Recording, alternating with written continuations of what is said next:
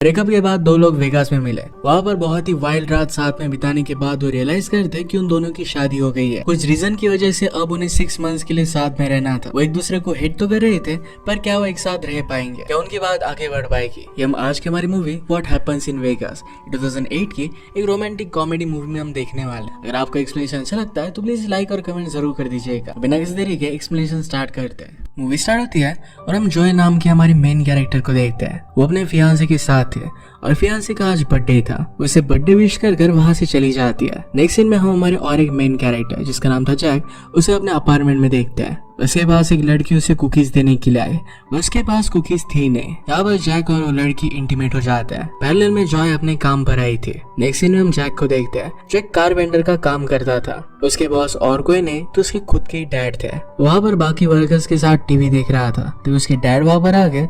उन्हें देखकर वो टीवी बंद कर देता है। डैड बहुत ही ज्यादा गुस्सा हो गया और उसे डायरेक्टली फायर कर देते हैं। जैक ने उनसे सिंसियरली और एक चांस मांगा तो डैड उसे दे देते हैं। उसे बास्केटबॉल खेलने के लिए लेकर गए। अगर वहां पर जैक जीत जाता है तो उसे वो फायर नहीं करेंगे। मैच में उसके डैड उसे जीत गए और इसी वजह से उसे फायर कर दिया जाता है। रात में जॉय अपने फ्रेंड्स के साथ मिलकर अपने फियांसे के लिए सरप्राइज बर्थडे प्लान करती है। फियांसे का आने का टाइम हो गया था तो सब लोग वहाँ पर छुप जाते हैं। जॉय फियांसे को सरप्राइज करने के लिए बाहर ही रुकती है। फियांसे जब वहाँ पर पहुंचा तो जॉय ने उसे हैप्पी बर्थडे कहा। उसे कहता है कि मैं तुमसे शादी नहीं कर सकता। ये सारी बात जॉय के फ्रेंड्स ने सुन ली थी। इसके बाद एम्बैरस होकर वो वहाँ से चली गई। नेक्स्ट सीन में जॉय और उसकी फ्रेंड के बीच में बात होती है। वो उसे समझाती है और लास वेगास चलने के लिए कहती है। पैरेलल में जैक अपने फ्रेंड हिटर के साथ बैठा हुआ होता है। वो भी उसे कहता है कि हमें लास वेगास जाकर वहाँ पर चिल करना चाहिए। इसके बाद वो दोनों लास वेगास चले गए। हिटर अपने रूम में जाता है तो जॉय की फ्रेंड टिपर ने उसे वहाँ पर देखा।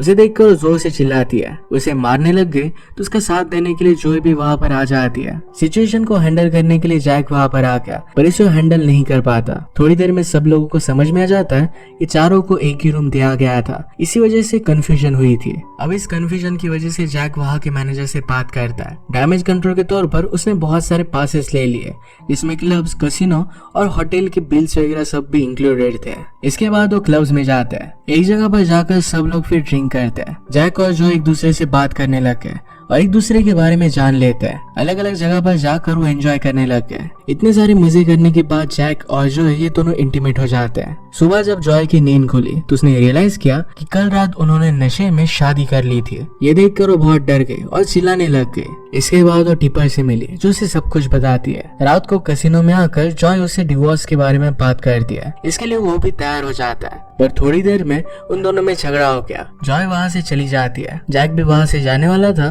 पर वहाँ के कैसीनो में जैक का जैकपॉट लग जाता है। वो $3 मिलियन जीत गया। ये देखकर हिटर बहुत खुश था। जॉय देखने के बाद वो भी वहाँ पर आकर सेलिब्रेशन करने लग गए। जैक अपना $3 मिलियन का चेक लेने के लिए गया और वहाँ पर जॉय भी थी। जॉय उसे कहती कि जो कॉइन उसने मशीन में डाला हुआ था वो उसका था। जैक कहता है कि पर वो कॉइन उसने मशीन में डाला था और लीवर भी उसी ने खींचा था। इस बात को लेकर वो दोनों फिर से झगड़ने लग गए पर जैक इस बार उसे कोई भी भाव नहीं देता। जॉय उसे याद दिलाती है कि वो दोनों अब भी मैरिड है। ये बात सुनने के बाद जैक कुछ भी कर नहीं पाता। नेक्स्ट सीन में वो दोनों न्यूयॉर्क के कोर्ट में जाते हैं। यहाँ पर जैक का लॉयर उसी का फ्रेंड हिटर था। जॉय के पास लॉयर नहीं थी तो खुद को रिप्रेजेंट कर रही थी। जज ने उन दोनों की बातें सुनी और जॉय से उसने उसकी शादी का सबूत मांगा। उसे शादी की फोटो और वीडियो भी दिखा देती है। जज ये सब देखकर उन्हें 6 मंथ्स का टाइम देते हैं। अगर 6 मंथ्स के बाद भी वो डिवोर्स चाहते हैं तो उन्हें डिवोर्स दे दिया जाएगा। 6 मंथ्स में उन्हें अपनी शादी पर काम करने के लिए कहा जाता है। बाहर आकर जैक हिटर से बात करने लग गया। वहाँ पर जॉय भी आई। वो जॉय से कुछ ऐसी बातें करता है जिससे जॉय हार मानकर उसके साथ रहने से मना कर दे। बात $3 मिलियन की थी। इसी वजह से जॉय किसी भी हालत में उसी के साथ रहना चाहती थी। इसके बाद वो जैक के घर पर आई तो जैक उसका स्वागत करने के लिए खड़ा हुआ होता है। उसे किसेस देने लग गया ताकि वो इरिटेट होकर वहाँ से चली जाए। पैरेलल में हिटर भी टिपर के साथ फ्लर्ट कर रहा था। जैक जॉय को उठाकर लिविंग रूम में लेकर जाता है और जानबूझकर नीचे गिरा देता है। जॉय ने आसपास सारी जगह देखी पर वो बहुत ज्यादा गंदी थी और जैक से कहती है कि इसे संभाल सकती है। ये कहने के बाद वो बाथरूम में गई जहाँ पर बहुत ही ज्यादा मेज थी। ये उसे थोड़ा सा भी अच्छा नहीं लगता और अब वो क्विट करने वाली थी। और उसकी दोस्त उसे समझाती है कि सवाल 1.5 मिलियन डॉलर्स का है, उसकी लीगली वाइफ है तो 3 मिलियन में से 50% उसे मिल जाएंगे। पैसों के लिए उसे ये सब झेलना ही पड़ेगा। रात में जैक सोफे पर सो गया। जॉय बेड पर सोने के लिए जाती है पर बेड बहुत ही ज्यादा गंदा था। उसे सैनिटाइज करने की कोशिश कर रही थी। इस पर जैक उसका बहुत मजा लेता है। नेक्स्ट डे बदला लेने के लिए मिक्सर की आवाज से जैक को उठा देती है। इसके बाद जैक को टॉयलेट जाना था पर जॉय अंदर थी। वो जानबूझकर बहुत देर कर देती है। इरिटेट होकर जैक अपने किचन के बेसिन में टॉयलेट करने लग जाता है। नेक्स्ट सीन में जॉय अपने घर पर जाती है पर जैक घर पर रुककर पूरे दिन वीडियो गेम्स खेलता है। उन दोनों को कोर्ट ने कंपलसरी काउंसलिंग सेशन असाइन किए थे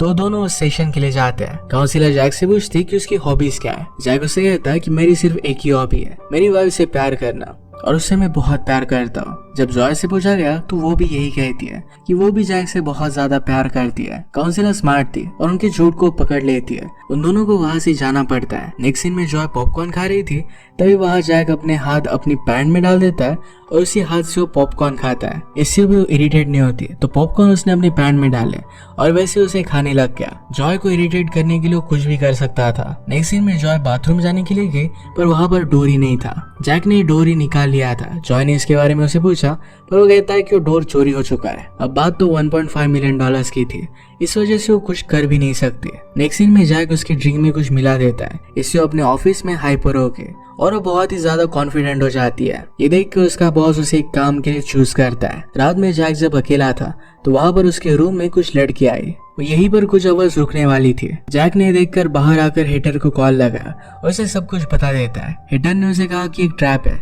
घर से जल्दी से बाहर निकल जाओ। जैक उसे कहता है कि क्यों ना वो अपने दोस्तों को भी यहाँ पर लेकर आए और हेटर ने ऐसा ही किया। उनके सारे दोस्त यहाँ पर आ गए और एक दोस्त फिर जॉय के साथ ही फ्लर्ट करने लग गया। सारे लोग फिर मिलकर पार्टी करने लग गए। जॉय लड़कियों से कहती है कि उन सबको मिलकर लड़कों को सीड्यूस करना है। जैक अपने सब फ्रेंड से कहता है कि किसी भी लड़की के बहकावे में नहीं आना है। इसके बाद बहुत सारी लड़कियां जैक को घेर लेती है। उनके डोर पर तो पुलिस ऑफिसर आ गए थे क्योंकि बहुत ही नॉइज हो रही थी और किसी ने कंप्लेन कर दी थी। इसे रोकने के अलावा वो पुलिस भी यहाँ पर पार्टी करने लग गए। ये सारी सिचुएशन बहुत ही आउट ऑफ कंट्रोल हो गई थी।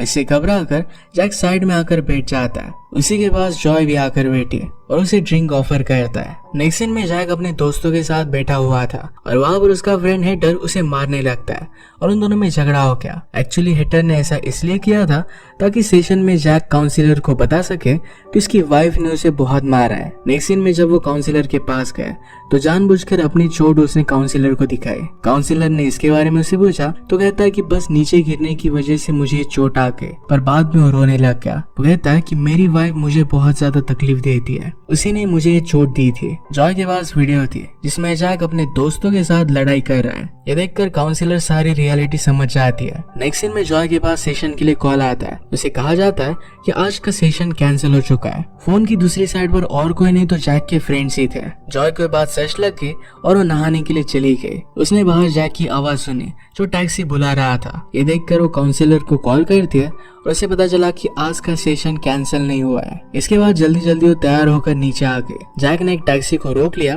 पर उसमें जॉय बैठ गई और जैक वही रह जाता है। जॉय का पर्स जैक के पास रह गया था जिसमें उसके सारे पैसे थे। जॉय के पास पैसे नहीं है बात जब टैक्सी ड्राइवर ने रियलाइज की तो उसे वहीं पर उतार देता है। जॉय ने उसे रिक्वेस्ट की तो टैक्सी वाला मान गया। वो आगे चलकर एक ट्रैफिक जाम में फंस जाते हैं। जैक अपने स्केटबोर्ड पर वहां पर आने लग जाता है। जॉय भी भागते हुए आगे बढ़ती है। उसके पास जो $5 थे उसे उसने टमाटोज बाय किया। ये उसने जैक पर मार कर फेंके। इस डिस्टर्बेंस की वजह से जैक नीचे गिर जाता है। इसके बाद जॉय एक बस में बैठती है तो उसी के पास जैक भी बैठा हुआ था। ऐसे ही लड़ते लड़ते वो दोनों स्टेशन पर पहुंचते हैं। शाम में जैक जब घर पर आता है तो उसे अपने घर से कुछ जानी पहचानी सी आवाज सुनाई दे रही थी। वो दरवाजा ओपन करता है तो देखता है कि उसके मॉम और डैड यहाँ पर आए हुए हैं। उनसे पूछता है कि वो यहाँ पर कर क्या रहे। जॉय पर बताती है कि मैंने उन्हें डिनर के लिए बुलाया हुआ था। जैक के फादर उस पर जरा नाराज थे क्योंकि उसने शादी कर ली और उन्हें बुलाया भी नहीं था। जैक जॉय को अकेले में बाहर लेकर जाता है। यहाँ जॉय उसे ब्लैकमेल करने लग गए। वो कहती कि अगर मैं चाहूँ तो तुम्हारे पेरेंट्स के सामने तुम्हारी पूरी पोल खोल कर सकते हो। अब जैक को उसकी सारी शर्तें माननी पड़ेगी। उसे कहती कि सबसे पहले तो तुम्हें बाथरूम का डोर फिक्स करना है। वो जो भी कह रही थी इस सब बातों के लिए जैक मान जाता है। इसके बाद जॉय ने जैक के पेरेंट्स के सामने उसकी बहुत तारीफ की। नेक्स्ट सीन में जैक उसके साथ जो भी हो रहा था ये सारी बातें हेटर को बताता है। जॉय से पीछा छुड़वाने के लिए आइडिया लगा रहा था, तभी उसे अपनी वेडिंग रिंग मिल जाती है। एक्चुअल में जॉय की वेडिंग रिंग थी, ये उसे एक्चुअल में उसके एक्स फियांसे मेसन ने दी थी। इससे जैक को एक आइडिया आया, वो डायरेक्टली मेसन से मिलने के लिए जाता है। ये रिंग वो उसे रिटर्न कर कहता है कि जॉय ने इसे थ्रैश में फेंक दिया था। मेसन इस रिंग के लिए उसे थैंक यू कहता है। जैक वहां से जाने लग गया पर मेसन ने उसे रोक लिया। उसे पूछता है कि जॉय कैसी है। जैक उसे कहता है कि अब वो ठीक है पर वो हमेशा तुम्हारे बारे में तारीफ करती रहती है। जैक का यही प्लान था कि मेसन को जॉय को याद दिलाए ताकि उन दोनों में फिर से पैचअप हो जाए। अगर ऐसा हो जाता है तो जॉय जैक का पीछा छोड़ देगी। जाते जाते जैक मेसन से कहता है कि कल उसके अंकल पैट का बर्थडे है, वहाँ पर सारी तैयारियां जॉय ने की है। नेक्स्ट डे अंकल की पार्टी पर वो दोनों गए हुए थे, वहाँ पर जैक की मदर भी थी। जैक बच्चों के साथ खेल रहा था, दूर से जॉय उसे देख रही थी। शायद अब उसे उससे भी प्यार होने लग गया था। जैक जॉय को अपनी भतीजी से मिलवाता है, उसे मिलकर बहुत खुश होती है। दोनों मिलकर वहाँ पर बहुत मजे करते हैं। इसके बाद भतीजी कहती है कि तुम दोनों को अलग नहीं होना चाहिए, उन्हें वैसे आपस में बांट कर साथ में ही रहना चाहिए। एक्चुअली जैक ने अपनी भतीजी को सब कुछ सच सच बता दिया था। इसके बाद जॉय वॉशरूम जाती है पर बाहर निकलने पर उसका मेसन वेट कर रहा था। उसे पूछता है कि वो कैसी है, उसे ड्रिंक ऑफर करता है। जॉय उसकी सारी बातों के लिए मना कर देती है। मेसन उसे नेक्स्ट वीक मिलने के लिए पूछता है पर इस बात पर भी उसे मना कर देती है। इसके बाद वो वहाँ से चला गया। हेटर ने नोटिस किया था कि शायद जैक को भी जॉय से प्यार हो रहा है। उसे कहता है कि ऐसे मिस्टेक मत करना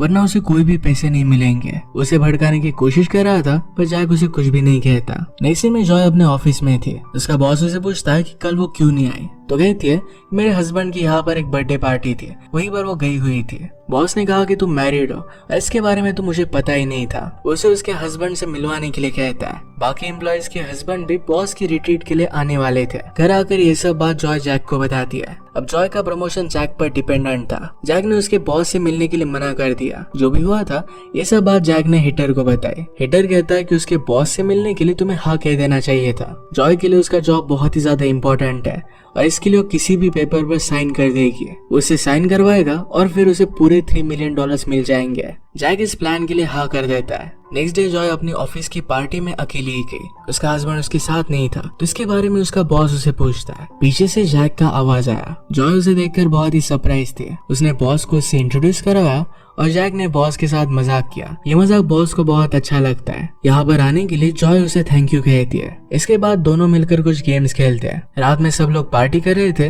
तभी जैक को हिटर का कॉल आया। उसने उससे पूछा कि क्या तुमने पेपर्स पर उसके साइन ले लिए। जैक कहता है कि अब तक नहीं लिए। हिटर उसे जल्दी करने के लिए कहता है। इसके बाद जॉय ने पार्टी ज्वाइन की। उसे देखकर जैक को उससे प्यार हो गया था। वो बहुत ब्यूटीफुल लग रही थी। जैक जॉय से मिला और उसके बालों की तारीफ करता है। उनके पास जॉय का बॉस आया।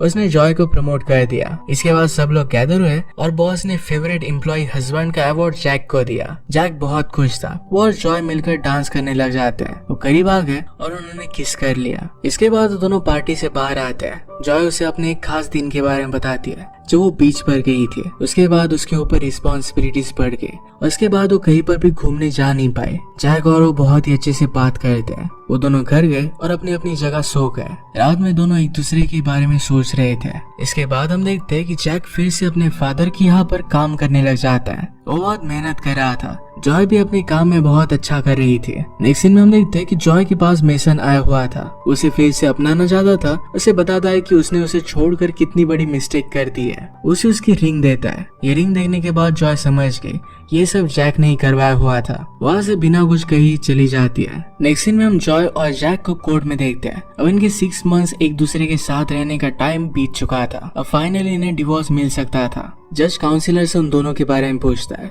तो काउंसिलर ने कहा कि दोनों बहुत ही ज्यादा झगड़ते हैं पर फिर भी वो एक दूसरे के लिए परफेक्ट है। ये सुनकर जैक को बहुत अच्छा लगा। पर जॉय ने जज से कहा कि मुझे जैक के कुछ भी पैसे नहीं चाहिए, उसे सिर्फ डिवोर्स चाहिए था। जॉय ने जैक से कहा कि तुम जीत गए और इसके बाद अपनी रिंग उसे देकर वो चली जाती है। जैक को बहुत बुरा लगता है। हेटर तो बहुत खुश था क्योंकि उसका फर्स्ट केस था जो उसने जीता हुआ था। इसके बाद हेटर पार्टी कर रहा था पर जैक बहुत ही उदास हो जाता है। हम जॉय को देखते हैं तो उसने अपना प्रमोशन अपनी फ्रेंड को दे दिया था। जैक के फादर उसे बहुत डांटते हैं क्योंकि उसने जॉय के साथ सही नहीं किया था। जैक को अपनी गलती रियलाइज हुई थी और जॉय को ढूंढने के लिए निकल जाता है। वो टिबर के पास गया पर उसे भी जॉय कहाँ पर है ये पता नहीं था। जैक को याद आया कि शायद वो बीच पर गई होगी।